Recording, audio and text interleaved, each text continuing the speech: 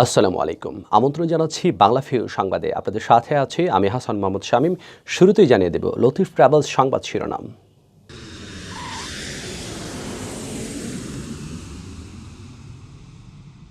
কপ সম্মেলনে যোগদান ও ৩ দেশ সফর শেষে দেশে ফিরেছেন প্রধানমন্ত্রী শেখ হাসিনা। ২ সপ্তাহের সফরে স্কটল্যান্ড, ইংল্যান্ড ও ফ্রান্সে বেশ কয়েকটি অনুষ্ঠান ও দ্বিপাক্ষিক বৈঠকে অংশ নেন তিনি। খালেদা জিয়ার শারীরিক অবস্থার অবনতি, এন্ডোস্কোপি করার পর সিসিইউতে স্থানান্তর। সিটি কর্পোরেশন ও জাতীয় সংসদ নির্বাচনকে সামনে রেখে আগাম প্রস্তুতি সিলেট মহানগর আওয়ামী লীগের। সাংগঠনিক কার্যক্রম আরও গতিশীল করতে ৯টি উপকমিটি ও 4টি সেল গঠন। সিলেট নগরীতে অবৈধ পার্কিং ও ফুটপাত থেকে হকার উচ্ছেদে সিটি কর্পোরেশনের অভিযান, মোটরসাইকেল ও হকারদের মালপত্র জব্দ। সিলেট সহ সারা দেশে এসএসসি ও সমমানের পরীক্ষা শুরু। করোনার অতি সংক্রমণের পর পরীক্ষা দিতে পেরে খুশি শিক্ষার্থীরা, অভিভাবকদেরও স্বস্তি। বাহরাইনে সিলেট ডিভিশন ফুটবল ক্লাবের অভিষেক সম্পন্ন, সিলেটের সুনাম ধরে রাখার আহ্বান। শুনছিলেন শিরোনাম, এবারে বিস্তারিত। গ্লাসগো, লন্ডন ও প্যারিসে 2 সপ্তাহের সরকারি সফর শেষে দেশে ফিরেছেন প্রধানমন্ত্রী শেখ হাসিনা।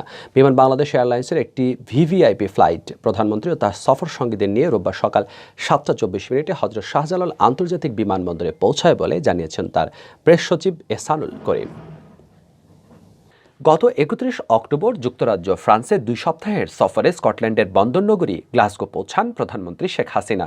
গ্লাসগোতে তিনি কপে বিশ্ব নেতাদের শীর্ষ সম্মেলনে এবং অন্যান্য ইভেন্টে যোগদান করেন।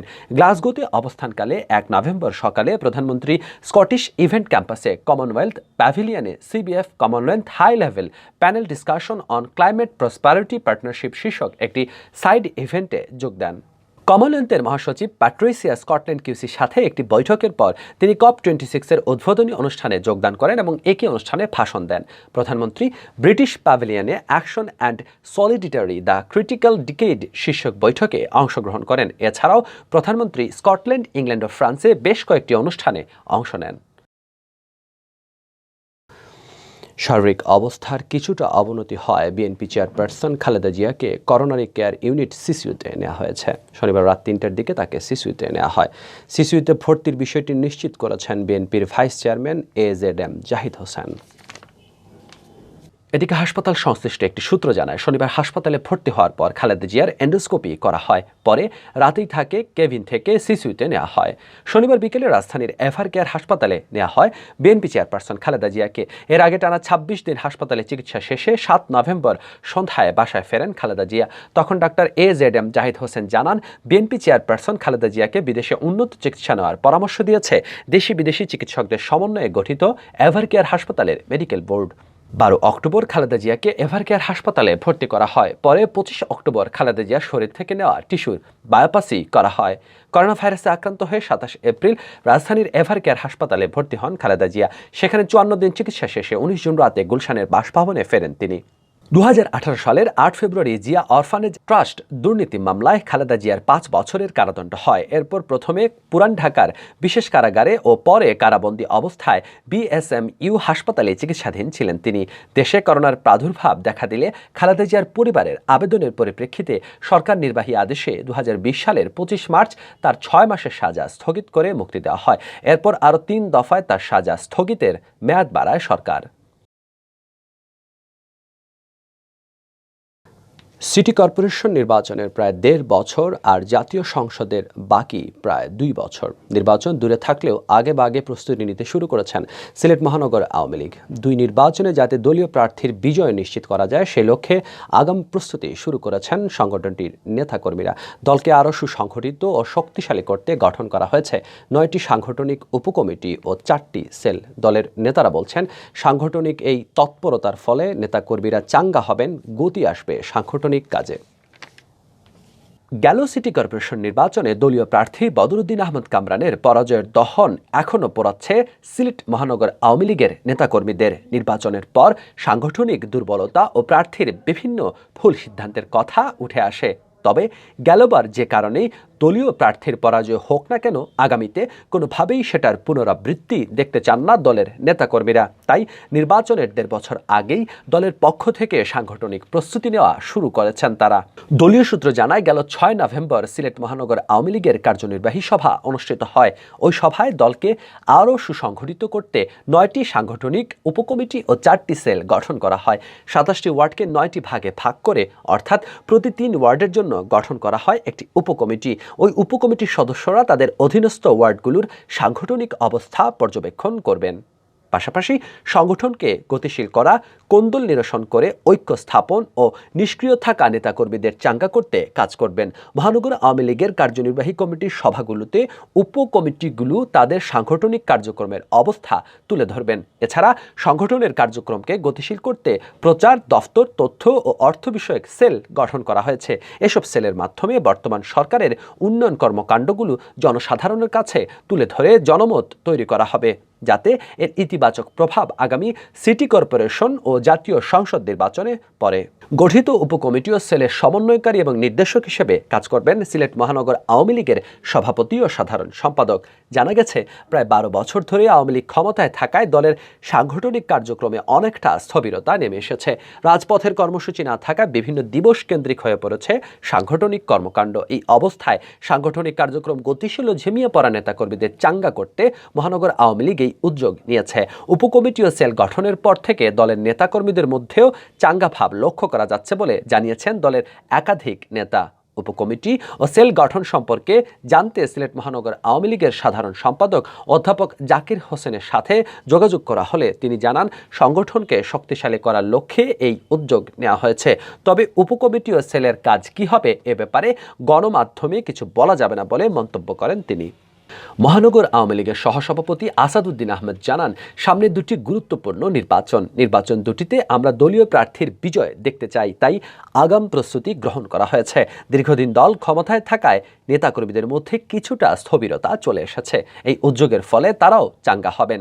ওয়ার্ড পর্যায়ে দলীয় কার্যক্রম গতিশীল হবে। সব মিলিয়ে এর ইতিবাচক প্রভাব পড়বে আগামী নির্বাচনে। সিলেট নগরীর ব্যস্ততম সড়কের পাশে অবৈধ পার্কিং ও ফুটপাত থেকে হকার উচ্ছেদে সাঁড়াশি অভিযান চালিয়েছে সিলেট সিটি কর্পোরেশন। 2 জন নির্বাহী হাকিমের নেতৃত্বে রোববার 2টি ভ্রাম্যমাণ আদালত পরিচালনা করা হয়। এ সময় সড়কের পাশে অবৈধভাবে পার্কিং করে রাখা মোটরসাইকেল, সিএনজি, অটোরিকশা, প্রাইভেট কারের বিরুদ্ধে মামলা করা হয়। রোববার দুপুর থেকে বিকেল পর্যন্ত নগরীর জিন্দাবাজার থেকে বন্দরবাজার পর্যন্ত এলাকায় এই অভিযান চালানো হয়। অভিযানকালে কয়েকটি মোটরসাইকেল জব্দ করা হয়, জরিমানা করা হয় কয়েকটিকে। এ সময় সড়ক ও ফুটপাতে বসা হকার উচ্ছেদ করা হয়। ভ্রাম্যমাণ আদালত দেখে হকাররা দৌড়ে পালালে তাদের মালপত্র জব্দ করা হয়। পরে সিটি কর্পোরেশনের কর্মীরা সেগুলো নগর ভবনে নিয়ে যান। অভিযানকালে বেশ কিছু ব্যাটারি চালিত অবৈধ রিকশা আটক করা হয়, সেগুলো পরে হস্তান্তর করা হয় পুলিশের কাছে। ভ্রাম্যমাণ আদালত পরিচালনা করেন সিটি কর্পোরেশন নির্বাহী হাকিম সুনন্দা রায় ও মতিউর রহমান খান।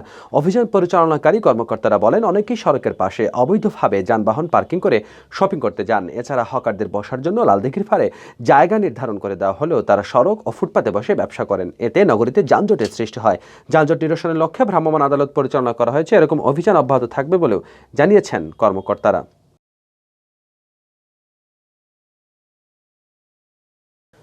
করোনা মহামারীকাল শুরু হওয়ার পরেই প্রথম শিক্ষার্থীরা কোনো পাবলিক পরীক্ষায় বসেছে।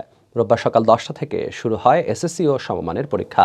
সিলেট শিক্ষা বোর্ডের অধীনে এবার এসএসসি পরীক্ষায় অংশ নিয়েছেন প্রায় 1,21,000 শিক্ষার্থী, যা গেল বছরের চেয়ে সামান্য বেশি। করোনার অতি সংক্রমণের পর পরীক্ষা দিতে পেরে খুশি শিক্ষার্থী ও তাদের অভিভাবকরা। তবে শিক্ষার্থীদের দাবি, পরীক্ষার ফলাফল যেন দ্রুত প্রকাশ করা হয়, যাতে আগামী বছরের শুরুতে তারা যেন ভর্তি হতে পারেন কলেজে। স্বাস্থ্যবিধি মেনে রোববার সকাল থেকে শুরু হয় এসএসসি ও সমমানের পরীক্ষা। বেশিরভাগ শিক্ষার্থী অভিভাবকদের সাথে নিয়ে আসেন পরীক্ষা কেন্দ্রে। পরীক্ষার্থীদের কেন্দ্রে প্রবেশ করিয়ে অভিভাবকরা বাইরে অপেক্ষায় থাকেন।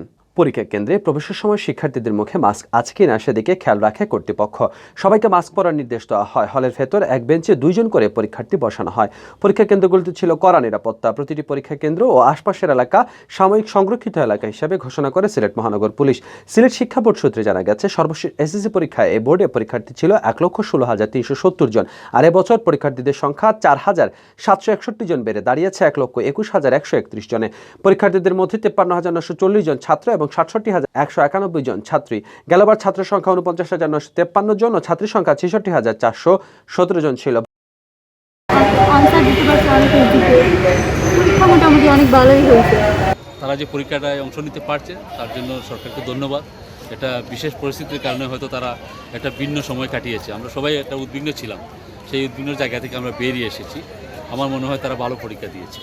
বাহরাইনের সিলেট ডিভিশনের ফুটবল ক্লাবের অভিষেক অনুষ্ঠিত হয়েছে শুক্রবার স্থানীয় সময় রাত 9টায় বুড়ি শহরের আরিন সুইমিং পুলে এই অনুষ্ঠানের আয়োজন করা হয়। অনুষ্ঠানের শুরুতে জাতীয় সঙ্গীত পরিবেশন করা হয়। পবিত্র কোরআন থেকে তেলাওয়াত করেন সংগঠনের সহসভাপতি ফখরুল ইসলাম। নবনির্বাচিত সভাপতি শাহিন আহমেদের সভাপতিত্ব এবং সম্রাট নজরুল ইসলাম সিদ্দিকীর সঞ্চালনায় অনুষ্ঠানে প্রধান অতিথি ছিলেন বাংলাদেশি বংশোদ্ভূত বাহরাইনের স্থায়ী নাগরিক ও সিলেট অ্যাসোসিয়েশনের সভাপতি মোহাম্মদ কয়েস আহমদ। শুভেচ্ছা বক্তব্য রাখেন সংগঠনের সাংস্কৃতিক সম্পাদক রুমন মিয়া। বিশেষ অতিথি হিসেবে উপস্থিত ছিলেন বাংলাদেশ সোসাইটির সহসভাপতি মাজরুল হক নয়ন, বাংলাদেশ আওয়ামী লীগের বাহরাইন শাখার সভাপতি মোহাম্মদ শাহজালাল, ওড়িশা কন্ট্রাক্টিং কোম্পানির চেয়ারম্যান আলাউদ্দিন, বাংলাদেশ সোসাইটির সাংগঠনিক সম্পাদক আবুল বাশার, হিন্দু মহাজোট বাহরাইন শাখার সভাপতি বকুল সূত্রধর, সিলেট ডিভিশনের উপদেষ্টা এহসান এলাহি, বাহরাইনের বিশিষ্ট ব্যবসায়ী আনোয়ার হোসেন ও উই কেয়ারের সদস্য মোহাম্মদ সবুজ মিলন। প্রধান অতিথি শাহিন আহমদকে সভাপতি ও মোহাম্মদ শাহেদ আহমদকে সাধারণ সম্পাদক করে 31 সদস্য বিশিষ্ট কার্যকরী কমিটি ঘোষণা করা হয়। এ সময় তিনি বলেন, দেশে যেভাবে সিলেট বিভাগের সুনাম আছে, এই সংগঠনের নবগঠিত কমিটির নেতৃবৃন্দ বাহরাইনে এরকম সুনাম ধরে রাখবেন। তারা বাহরাইন ও সিলেট বিভাগের মুখ উজ্জ্বল করবেন।